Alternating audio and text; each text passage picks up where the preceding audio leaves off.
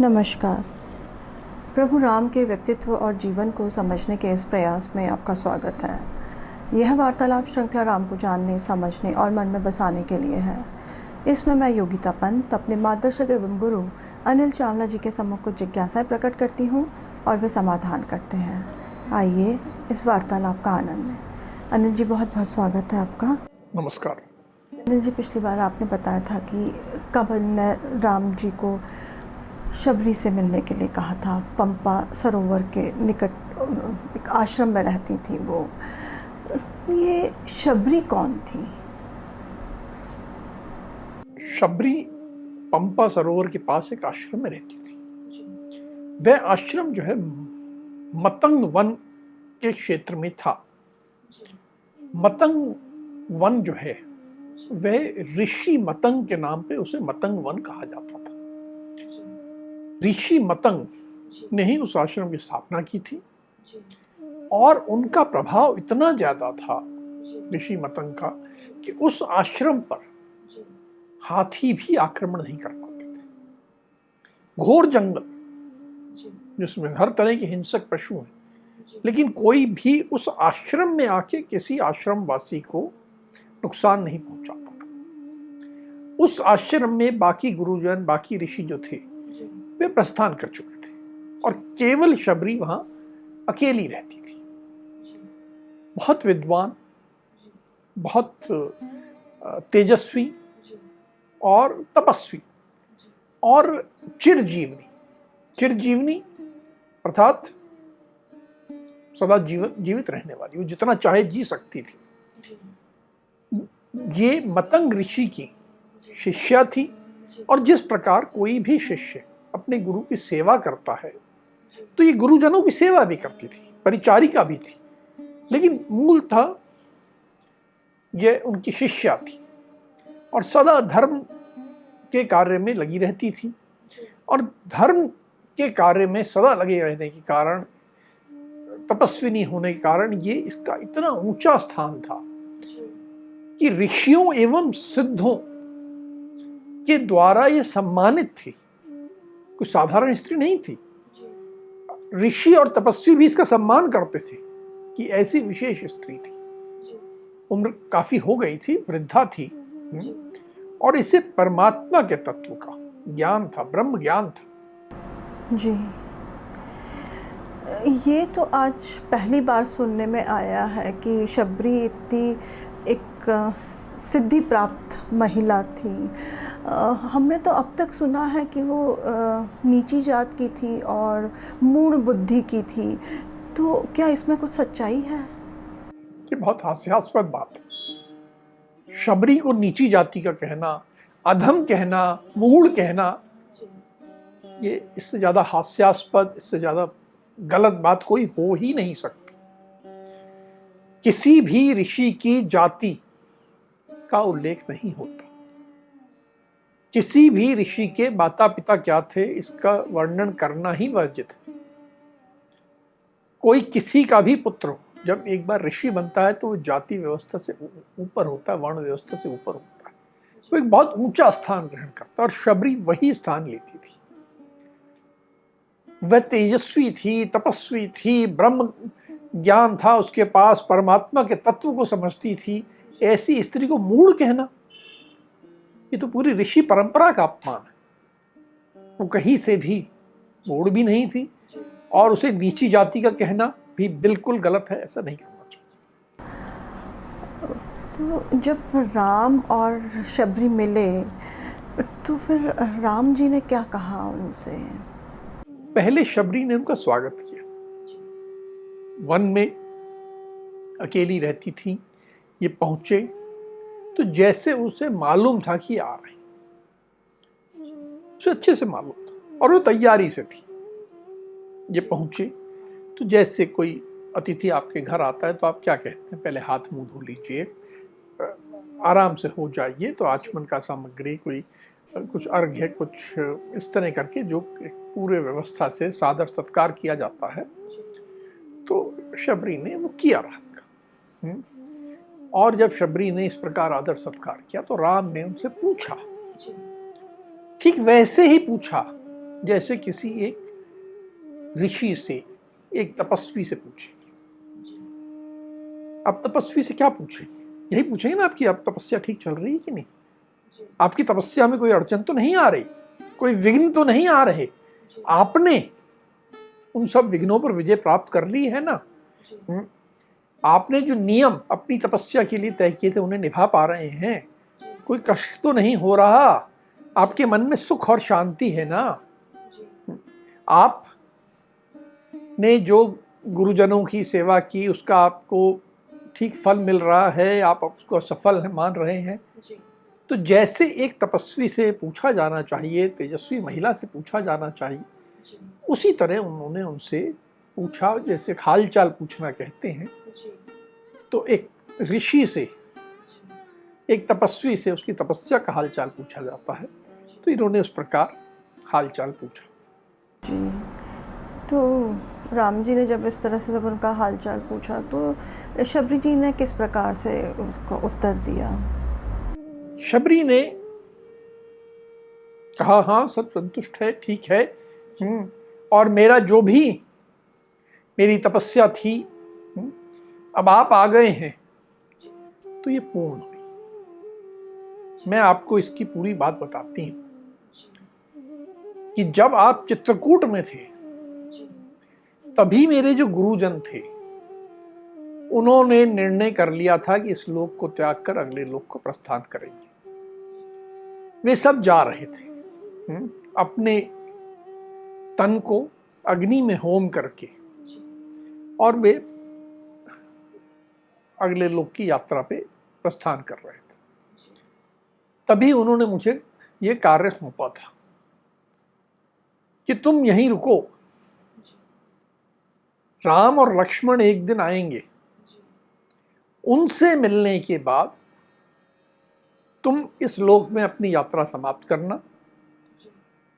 तो उनके निर्देशानुसार, उनके आदेशानुसार मैं बैठे आपका इंतजार कर रही। अब देखो, चित्रकूट से यहां तक आने में राम को कितना समय लगा? लगभग 13 वर्ष। 13 वर्ष तक एक महिला वन में, एक आश्रम में बिल्कुल अकेली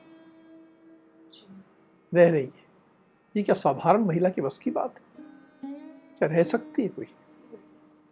ये शबरी की महानता थी। कुछ लोग कहते हैं कि वो राम की प्रति भक्ति थी, नहीं, ये तो अपने गुरु की आज्ञा का पालन करते हुए कर रही थी। एक शिष्य का कर्तव्य है कि गुरु की आज्ञा का पालन करे, तो उस धर्म पारायणता का वो इस प्रकार पालन कर रही थी कि मुझे आदेश दिया गया है कि आज से 13 वर्ष बाद राम और लक्ष्मण इस दिन आएंगे, तुम उनका स्वागत करना, उनका सत्कार करना, और उसके बाद उनका दर्शन करके तुम फिर आगे यात्रा पे जैसे हम गए हैं वैसे निकल सकती हो, तब तक तुम्हें यहीं रुकना है। तो मैं उसके आज्ञा का पालन करते हुए रुकी हूं। आज आप आ गए तो मेरा प्रतीक्षा समाप्त हुई है और अब मैं जा पाऊंगी। आपके सत्कार के लिए मैंने आसपास जो भी खाद्य सामग्री पंपा सरोवर के आसपास से मेरे को उपलब्ध हो सकती थी, मैं वन में जैसा मैंने आपके लिए किया है, कृपया इसे ग्रहण करें। आपका स्वागत करते हुए आते हुए तो कुछ उन्होंने जल आचमन के लिए कुछ सामग्री दिया था। अब उन्होंने जो भोजन के लिए कि आपका शुद्ध शांति हो जाए इसके लिए अर्पण किया, और ये सारी बात भी बताई। जी, तो ये जो अल्पाहार या भोजन हाँ अर्पित किया शबरी ने, तो उन्होंने जूठे बेर भी राम जी को खिलाए, क्योंकि हम अब तक तो यही सुनते हुए आ रहे हैं कि शबरी ने राम को अपने जूठे बेर खिलाए, वो चख के दे रही थी कि मीठे हैं कि नहीं। मुझे नहीं मालूम कि ये कथा कहाँ से आई है। वाल्मीकि रामायण में ऐसा कोई उल्लेख नहीं है कि उसने बेर खिलाए या जूठे बेर खिलाए। ऐसी बात वाल्मीकि रामायण में तो नहीं है। बाद में जो हमारे यहाँ भक्ति परंपरा आई और उसको एक कह सकते हैं ड्रामेटाइज करने के लिए, उसमें कुछ अलग पुट देने के लिए ये सब जोड़ा गया होगा। और ऐसा वाल्मीकि रामायण में बिल्कुल नहीं है कि बेर खिलाए या झूठे बेर खिलाए, ऐसा नहीं। बहुत आश्चर्य की बात है ये। तो इस राम जी ने फिर शबरी से कुछ और भी मांगा ये भोजन करने के बाद? हाँ, भोजन करने के बाद राम ने शबरी से कहा कि मैंने कबंध से आपके इस वन की बहुत महिमा सुनी है कि यहाँ पर ऋषि मतंग का बड़ा अच्छा प्रभाव है। उनके प्रभाव से यहाँ बड़ी विलक्षण बातें हैं, बड़ी खास बातें हैं। तो मेरे मन में बस ये इच्छा है कि आप मुझे इस वन का दर्शन करा दें। तो शबरी ने कहा अवश्य, मैं आपको उसका दर्शन कराती हूँ और मैं आपको इसमें लेके जाती हूँ। तो वो एक एक जगह दिखाने लगी कि ये स्थान ऐसा है, ये स्थान ऐसा है, यहाँ ऋषि मतंग ऐसा करते थे, यहाँ गुरुजन मेरे ऐसा करते थे। फिर एक स्थान आई, वो ये देखिए ये वेदी है जहाँ वो देवताओं को अर्पण करते थे, फूल चढ़ाते थे, बलि देते थे, कुछ इस प्रकार करते थे। और अब देखिए ये देव वेदी जो है आज तक प्रकाशित हो रही है, इसमें से प्रकाश निकल रहा है। इसकी जो प्रभा है वो अतुलनीय है, उसकी तुलना कहीं से नहीं हो सकती। यहीं पे गुरुजनों ने देह को त्यागा था और अग्नि में प्रवेश कर गए थे। फिर एक स्थान पे पहुंची और बोली कि ये जो आप सरोवर देख रहे हैं, गुरुवर को मन में ये इच्छा हुई कि मुझे सप्त सागरों के जल से स्नान करना है। तो उन्होंने अपने तपस्या के प्रभाव से यहीं पर सातों सरोवर के जल का आह्वान किया और सातों सरोवर का जल यहाँ आ गया और ये सप्त सागर तीर्थ कहलाता है। तो राम और लक्ष्मण भी एकदम अचंभित हुए कि सप्त सागर का जल यहाँ पर उपलब्ध है। उसके बाद आगे गए, उन्होंने बताया देखिए ये जो फूलों की माला वो देवताओं को अर्पित करते थे, उनके फूल अभी तक नहीं मुरझाए हैं। ये भी मेरे गुरुजनों की महिमा है, कृपा है। फिर और आगे ले गए कि ये स्थान देखिए, ये उन्होंने अग्नि में प्रवेश के पहले जो वल्कल पहने थे ये धो के यहाँ सूखने के लिए पेड़ों पे डाल दिए थे। ये आज तक वैसे के वैसे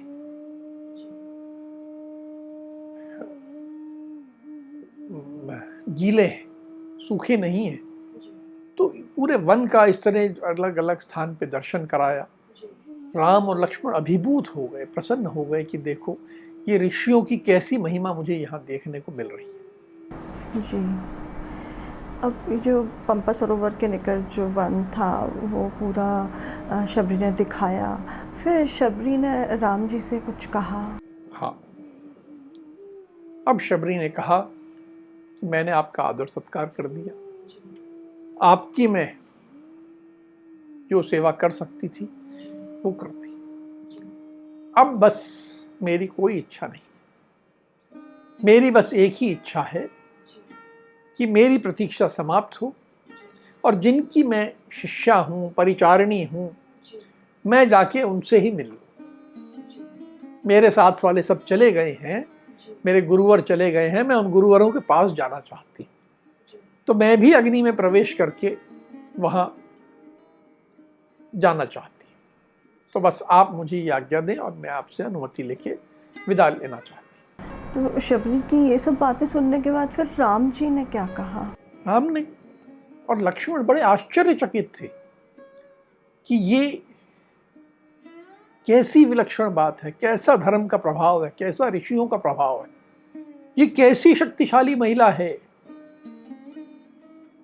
जिसने 13 वर्ष हमारे लिए इंतजार किया है और आज अग्नि में प्रवेश करने की बात करते हुए, देह त्याग करने की बात इतनी कर रही है। आश्चर्य से उनका मुंह खुला था। उन्होंने शबरी को प्रणाम किया कि आपने हमारा बहुत आदर सत्कार किया, आपने जो किया वे हम हमेशा याद रखेंगे। और अब आपको जिन लोकों में जाना है, जो आपके अभीष्ट लोक हैं, आप उस ओर प्रस्थान करें, हम आपको रोकेंगे नहीं। ये कहने के बाद शबरी ने, जिसने की जटा बनी हुई थी, उसकी जटाधारी थी ऋषि की तरह, जो कि जिसने वल्कल और काला मृग का चमड़ा पहना हुआ था एक ऋषि की तरह, उसने अग्नि में प्रवेश किया, बहुत आनंद पूर्वक, कोई कष्ट के साथ नहीं। उसने अग्नि में प्रवेश किया और उसका ये जो इस लोक का शरीर है वो अग्नि में विलीन हुआ और उसको एक दिव्य शरीर, तेजस्वी शरीर प्राप्त हुआ। और वो तेजस्वी शरीर, उसमें उसके दिव्य वस्त्र थे, दिव्य आभूषण थे, दिव्य देहानुलेपन जिसे कहते हैं कि जो अनुलेप लगाया जाता है कोई, वो लगा हुआ था। और बिल्कुल जैसे कि कोई बिजली चमकती है वैसे चमक रही थी, और ऐसा लगा जैसे उस पूरे वन को एक बिजली ने आलोकित कर दिया है। और इस तरह करके शबरी ने दिव्य लोक को प्रस्थान कर दिया। जी, तो ये शबरी के दिव्य लोक जाने के बाद फिर राम जी के मन में कैसे भाव थे? देखिए, इतनी बड़ी विलक्षण घटना, किसी को ऐसा दिव्य स्वरूप लेते हुए सामने जाना, एकदम जैसे कि राम और लक्ष्मण अंदर तक उनके मन में सिहरन हो गई थी, वो एकदम अभिभूत हो गए थे। एक तो शबरी का इस प्रकार का व्यक्तित्व प्रभाव, और दूसरी बात कि शबरी अपने आप में अकेली नहीं थी, उसके पीछे पूरी महर्षियों की परंपरा थी। वो गुरुवर थे जिसके कारण शबरी शबरी थी। और उन्होंने जब मतंग वन पूरा घूमा तो उन्होंने महर्षियों के प्रभाव को सदा महसूस किया, जैसे महर्षियों की वो शक्ति वहां है। और वो शक्ति से वो अभिभूत हो गए। फिर राम ने लक्ष्मण से कहा कि आज हमने जो कुछ देखा बहुत आश्चर्य करने वाला है। ये जो मतंग ऋषि का आश्रम है, इसमें जब हमने यहां तक कि पशु पक्षियों का व्यवहार देखा, बिल्कुल अलग है। ऐसा व्यवहार हमने कहीं नहीं देखा, सब कुछ अलग है। ऋषियों का हम इतने शक्ति को हम कहीं ना कहीं अपने अंदर अनुभव कर रहे हैं। आज हमने उस सप्त सागर तीर्थ में, सातों सागर के जल से हमने स्नान किया, वहां हमने पितरों को तर्पण किया। ये बहुत अभिभूत करने वाला था, ये हमें लिए बहुत विशेष था। और राम लक्ष्मण से कहते हैं कि मुझे ऐसा प्रतीत होता है कि अब आज के दिन शबरी के दर्शन करके, सप्त सागर तीर्थ में स्नान करके, मतंग वन में भ्रमण करके, हमारा सारा जो अभी तक का अशुभ था वो सब समाप्त हो गया है। और अब हमारे जीवन में शुभ काल प्रारंभ हो गया है। अब जो हमारे जीवन में काल रात्रि जो चल रही थी, रात्रि एक अंधकार चल रहा था, वो धीरे धीरे समाप्त होगा और धीरे धीरे पौ फट गई है, सूर्योदय होगा और आगे हम बढ़ते जाएंगे जिसमें कि हमें प्रसन्नता मिलेगी। उन्होंने कहा, देखो ये सामने पंपा सरोवर दिख रहा है, उसके दूसरे तट पर ऋष्यमुख पर्वत है जहां सुग्रीव रहते हैं। आओ हम बड़े उत्साह के साथ शीघ्रातिशीघ्र चलें और सुग्रीव से मिलें, क्योंकि कबंध ने जो कहा था सब सही है और अब ये शुभ फल मुझे महसूस हो रहा है, तो अभी हमें इसमें कोई देर नहीं करनी चाहिए। लक्ष्मण ने भी कहा, हाँ हमें देर नहीं करनी चाहिए, चलिए। अनिल जी, आपने जो आज शबरी जी के बारे में बताया, वो हमने अब तक जो भी सुना है उसके ठीक विपरीत बताया। तो मेरे मन में एक प्रश्न उठ रहा है कि इस शबरी जी का इतना निम्न स्तरीय चित्रण क्यों? तुम्हारा प्रश्न बहुत सही है, और ये प्रश्न केवल शबरी के संबंध में नहीं है।